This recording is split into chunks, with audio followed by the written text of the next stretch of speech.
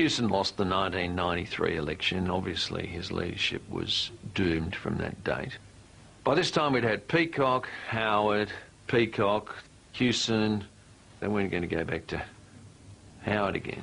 A couple of people rang me and said, you've got to run. One of them was Peter Costello. And so I did, and I won.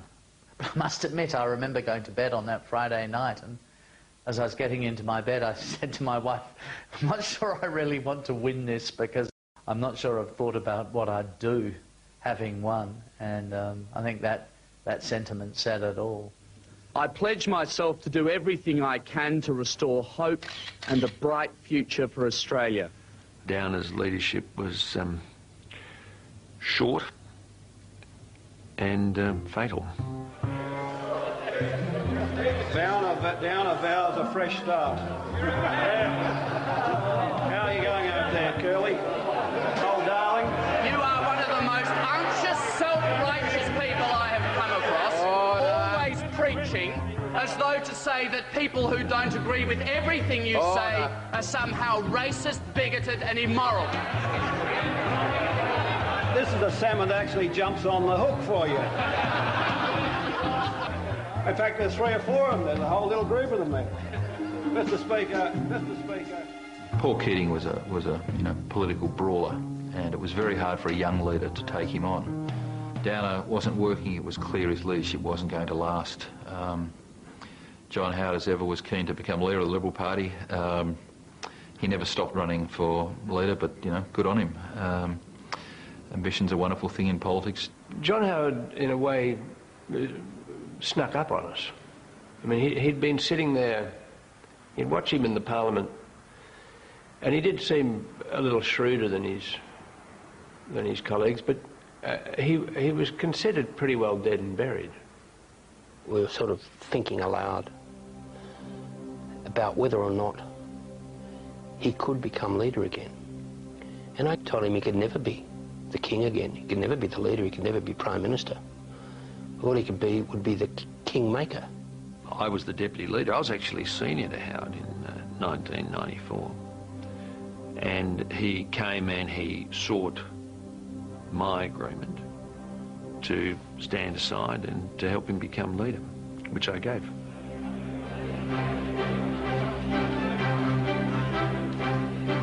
I think when it comes to tenacity, John Howard is almost in a class by himself. And there must have been times when he probably thought that no one except his family had any faith in him, and that probably would have been justified for him to have felt that way. The fact that there were so many naysayers is probably what motivated him to keep going. He really sublimated everything to winning. The party has, for the first time in 30 years, unanimously elected a leader. By its decision today, the Liberal Party has given new heart and hope to millions of Australians throughout this country who are aching for an alternative government. Prime Minister Paul Keating announced the election date today, and he says it'll be about leadership and the opposition's lack of vision. Here we go again. Opposition leader John Howard signalled he'd be running on the It's Time theme. 13 years in government is a long time in anybody's language. This man has run out of steam. It was that feeling of great hunger for change. Not just a question of, oh, well, they've been a pretty good government and we quite like them, but it's probably time for a change. It was more visceral than that. You asshole! Get a job! I didn't say go get a job. Huh? I didn't say go get a job.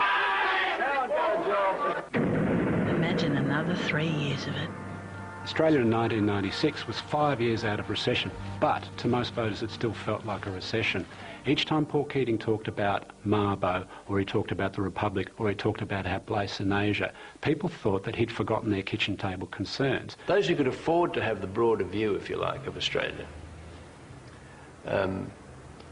loved Keating for his vision. Those whose lives were more necessitous needed more persuading than we were able to deliver to them.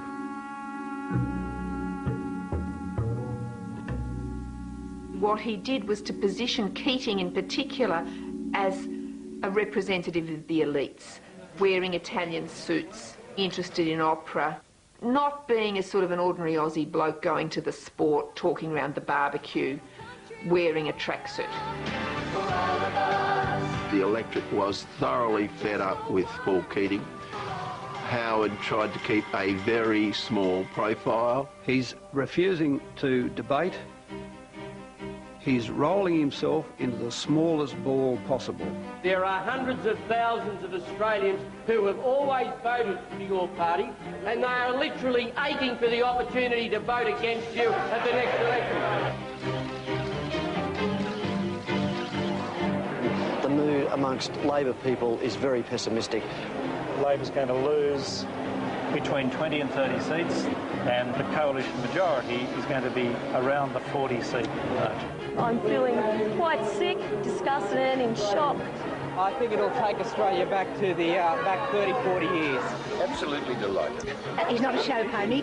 I don't mind which street he's living in, but I'm very glad he's the Prime Minister.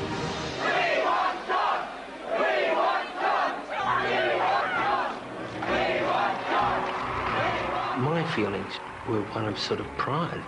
Pride in this man who had been through so many ups and downs and had been whacked from pillar to post. And then, after all of that, his country had said, John Howard, we'd like you to lead us.